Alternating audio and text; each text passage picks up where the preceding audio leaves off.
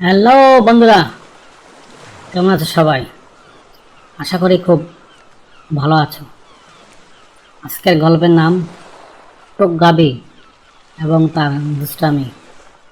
আজ আমি তোমাদের এমন একটি গল্প শোনাতে এসেছি যে গল্পে আছে হাসি, আছে দুষ্টামি, আর আছে এক অদ্ভুত চরিত্রের যুবক। তার নাম টোকগাবি। এই গল্প শুধু দুষ্টামি গল্পই নয়, এটি শেখায় যে লাগামহীন দুষ্টামি শেষ পর্যন্ত কী ফল বয়ে আনতে পারে। আর কখনো আমাদের নিজেদের ভুল বুঝতে পারা উচিত, তাহলে চোখ বন্ধ করে আমরা সেই ছোট্ট নিরিবিলি গ্রামে হারিয়ে যাই। অনেক অনেক কাল আগের কথা। দূর দিগন্তে সবুজ গাছপালা আর শান্ত নদীর ধারে ছিল এক ছোট্ট নিরিবিলি গ্রাম। সে গ্রামে বাস করত এক অদ্ভুত চরিত্রের যুবক। তার নাম টোকগাবি। তার নামটি যেমন ছিল একটু বেমানান আর শ্রুতিমধুর, তার কাজকর্মগুলো ছিল ঠিক তেমনি অদ্ভুত ধরনের। সে ছিল গ্রামের মানুষের কাছে এক ব্যতিক্রমধর্মী ধাঁধা। একদিকে তার কাণ্ড কারখানা মানুষকে বিরক্তিতে অস্থির করে তুলল, অন্যদিকে তার দুষ্টামি মাখা চালচলন ছিল এক হাসির খোরাক। টোকগাবি শারীরিকভাবে যেমন ছিল শীর্ণ আর রোগা, তার বুদ্ধি ছিল তেমনি তীক্ষ্ণ এবং চঞ্চল। এক মুহূর্তে এক পথ থেকে অন্য পথে মোড় নিত। কেউ তার দুষ্টামির গতি ধরতে পারত না। তার মাথায় সবসময় অদ্ভুত সব দুষ্টামির ফন্দি ঘুরপাক খেত। টোকগাবির সারাদিনের কাজ ছিল গ্রামের মানুষকে নতুন নতুন দুষ্টামি দিয়ে চমকে দেওয়া। সকালের ঘুম ভাঙার আগেই সে কারো ঘরের দরজায় বাঁশের কঞ্চিতে মারা ইঁদুর বেঁধে রাখত, বা কারো উঠানে আলপনা দিত কাদা ছড়াছড়ি দিয়ে। দুপুরবেলায় যখন কৃষকরা ক্লান্ত হয়ে মাঠে কাজ করত, টোকগাবি তাদের খাবার থালায় লবণ বেশি করে দিয়ে দিত, অথবা তাদের লাঙ্গলে গলায় কাঠ ঢুকিয়ে দিত যাতে তারা কাজ করতে না পারে। সন্ধ্যাবেলা গ্রামের মেয়েরা যখন কলসি কাকে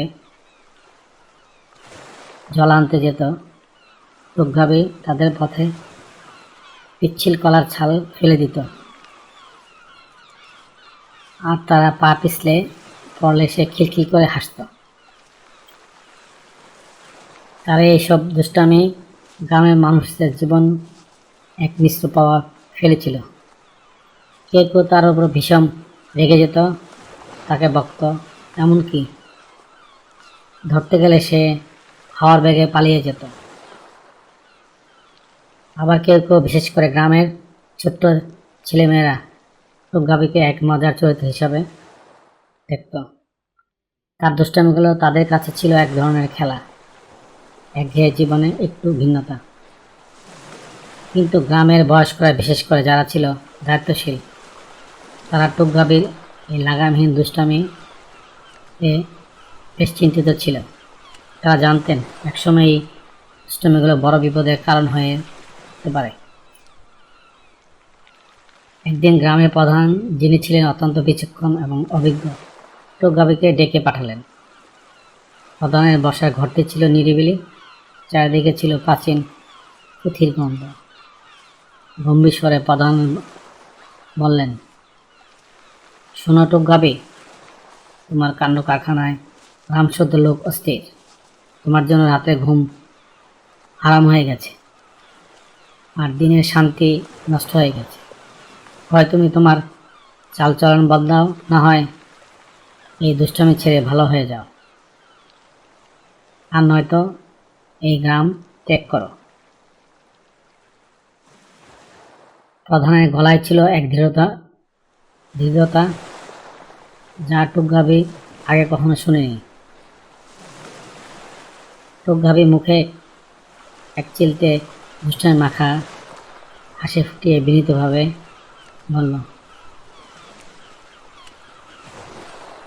আমি কি করব গো মুরব্বী, দুষ্টামি তো আমার অস্থিমজ্জা মিশে আছে। এটা যেন আমার স্বভাবের অঙ্গ, রক্তে খেলা করছে। আমি চাইলেও এই অভ্যাস ছাড়তে পারি না। তার কথা ছিল এক অদ্ভুত নির্বিকার ভাব, যা প্রধানকে আরো বেশি হতাশ করল। পরদিন সকালে এক বিশাল কাণ্ড ঘটল গ্রামে। সকাল হইতে গ্রামের সমস্ত মানুষ দেখল তাদের প্রিয় গরুগুলো যেন উধাও। প্রতিটি বাড়িতে খোঁজা হলো, কিন্তু একটি গরুর চিহ্ন নেই। গ্রামবাসীরা একে অপরের দিকে সন্ধ্যার টিক ছুঁড়ে মারল। সবাই প্রথম এবং একমাত্র সন্দেহভাজন ছিল টুকগাবি। সকলে টুকগাবির ঘরের সামনে ভিড় জমালো। তাদের চোখে ছিল রাগ আর জিজ্ঞাসা। টুকগাবির ঘর থেকে বেরিয়ে এলো, মুখে তার সেই পরিচিত নির্বিকার হাসি। সে খুব শান্ত ভঙ্গিতে বলল, আমি কি করে জানবো? আমি তো সারা রাত ঘুমিয়েছিলাম। হয়তো তারা নতুন ঘাসের খোঁজে বেরিয়েছিল। তোমরা অযথা আমাকে সন্দেহ করছো। তার এই শান্ত জবাব গ্রামবাসীরা আরো বেশি উত্তেজিত করে তুলল। তারা জানতো টুকগাবির কথার কোনো সত্য নেই। গ্রামে মানুষজন লাঠি হাতে নিয়ে চারিদিকে গরু খুঁজতে বের হলো। তারা বনের কাঁচে কাঁচে, নদীর ধারে, এদিক ওদিক, ক্ষেতের আশেপাশে সবখানে তন্ন তন্ন করে খুঁজতে লাগলো। কিন্তু গরুগুলো যেন হাওয়ায় মিলিয়ে গিয়েছিল। ঘণ্টাখানেক পর হঠাৎ কোথা থেকে যেন খিলখিল হাসির শব্দ ভেসে এলো। শব্দ একদিকে, আবার একসঙ্গে শোনে অন্যদিকে। গ্রামবাসীরা বিভ্রান্ত। তারা বুঝতে পারছিল না এই হাসির উৎস কোথায়। তারা শব্দ অনুসরণ করে ছুটতে লাগলো, কিন্তু শব্দ তাদের এদিক ওদিক ঘুরিয়ে মারল। অল্পক্ষণ পরেই ভেদ হলো রহস্যের জট। গ্রামের সবচেয়ে ছোট ছেলেটি, যে কিনা টুকগাবিকে অনুসরণ করতে ভালোবাসত, সে দেখল টুকগাবি লুকিয়ে লুকিয়ে গ্রামের লাগোয়া গহীন জঙ্গলে কি যেন করছে। সে অনুসরণ করে দেখল টুকগাবি গরুগুলোকে লুকিয়ে রেখেছিল জঙ্গলের একেবারে গহীনে। তাদের গলায় বেঁধেছিল অসংখ্য ছোট ছোট ঘণ্টা। যখন গরুগুলো নড়াচড়া করছিল, তখন তাদের ঘণ্টাগুলো খিলখিল করে হাসির মতো বাজছিল। গ্রামবাসীরা সারাদিন জঙ্গলে চষে বেড়ানো আর ঘণ্টা শুনে শুনে বিভ্রান্ত। টুকগাবি এই চালাকিতে প্রথমে রাগ হলেও ওরা সবাই হেসে ফেলল। তবে তারা বুঝতে পারল টুকগাবিকে আর বিশ্বাস করা যায় না। এর কিছুদিন পর টুকগাবি আরও এক মজার কাণ্ড ঘটালো। সে গ্রামে হাটে গিয়ে সব সবজির দাম হাঁকিয়ে দিল আকাশ ছোঁয়া। যে আলু গতকাল ছিল 2 টাকা সে হাঁক দিল 20 টাকা। যে টমেটো 5 টাকা কেজি ছিল, সে হাঁক দিল 50 টাকা। মানুষ হতভম্ব। এমনকি অযৌক্তিক দাম শুনে তারা ক্ষিপ্ত হয়ে উঠল। চাষিরা যারা তাদের সবজি বেচতে এসেছিল, তারাও টুকগাবিকে তেড়ে গেল। তারা লাঠি হাতে টুকগাবিকে ধাওয়া করল, কিন্তু টুকগাবি ছিল হাওয়ার বেগে গতিমান। সে হাসতে হাসতে ভিড়ের মধ্যে অদৃশ্য হয়ে গেল, যেন এক নিমিষেই বাতাসে মিলিয়ে গেল। চাষিরা ক্রোধে গজাতে লাগলো, কিন্তু টুকগাবি তখন অনেক দূরে। টুকগাবির দুষ্টামি এখানেই শেষ নয়। একদিন সে দেখল গ্রামের সবচেয়ে বয়োজ্যেষ্ঠ ব্যক্তিটি, যিনি ছিলেন খুব শ্রদ্ধেয়, লাঠিতে ভর করে ধীরে পায়ে হাঁটছেন। বুড়ো লোকটির চোখে তেমন দেখতে পেত না, কিন্তু লাঠিটি ছিল তার একমাত্র ভরসা। টুকগাবি নিঃসন্দেহে এগিয়ে গিয়ে তার লাঠিটি সরিয়ে ফেললেন। বুড়ো লোকটি ভারসাম্য হারিয়ে পড়তে পড়তে বেঁচে গেলেন। সৌভাগ্যক্রমে একজন তরুণ তাকে ধরে ফেলেছিল। টুকগাবি তখন বড্ড হাসিতে ফেটে পড়ল। তার হাসি যেন বনের বাতাস কাঁপিয়ে তুলল। তার এই নিষ্ঠুর দুষ্টামি দেখে গ্রামের মানুষজন ভীষণ বিরক্ত হলো। এবার তারা টুকগাবির উপর সত্যি সত্যি রাগ হলো। তবে টুকগাবির এই লাগামহীন চালাকি বেশি দিন টিকল না। তার দুষ্টামিগুলো ক্রমশই সীমানা ছাড়িয়ে যাচ্ছিল, আর গ্রামবাসীরা ধৈর্য ফুরিয়ে আসছিল। একদিন গ্রামের সবচেয়ে রূপবতী তরুণী মহামূল্যবান অলঙ্কার চুরি হয়ে গেল। সে অলঙ্কারটি ছিল তার মায়ের স্মৃতিচিহ্ন। তাই তার দুঃখের সীমা ছিল না। সবাই যখন হতাশায় ভুগছিল তখন টুকগাবি এক অদ্ভুত ঘোষণা দিল। সে বলল সে পুকুর নিচে ডুব দিবে, অলঙ্কারটি খুঁজে আনবে। সকলেই বিস্মিত। এ কি, টুকগাবি নতুন কোনো চালাকি?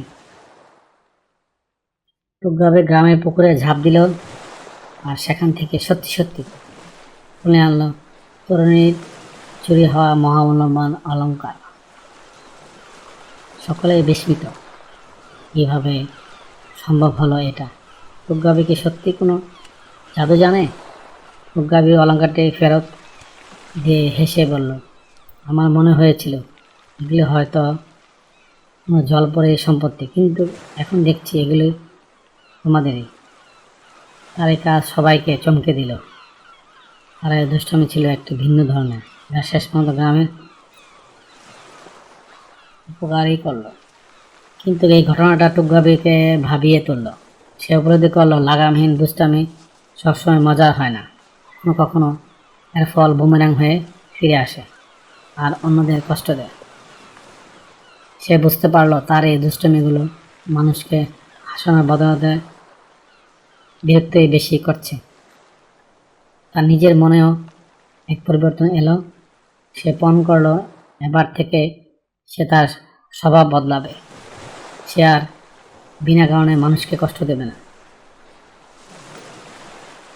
সেই দিন থেকে টুকগাবি আর আগের মতো লাগামহীন দুষ্টমি করত না। সে তার বুদ্ধিকে ভালো কাজে লাগানো শুরু করলো। তবে মাঝে মাঝে একটু একটু নির্দোষ দুষ্টামি তো করাই যায়। যে দুষ্টামি মানুষকে হাসা আনন্দ দেয় কিন্তু কাউকে কষ্ট দেয় না।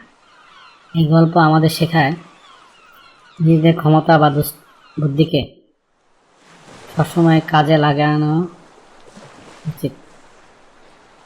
আর মনে রাখো, সীমার মধ্যে থাকলে দুষ্টামি মজা হতে পারে, কিন্তু সীমা ছাড়িয়ে গেলে তা কষ্টের রূপ নেয়। Thank you for watching. Please subscribe.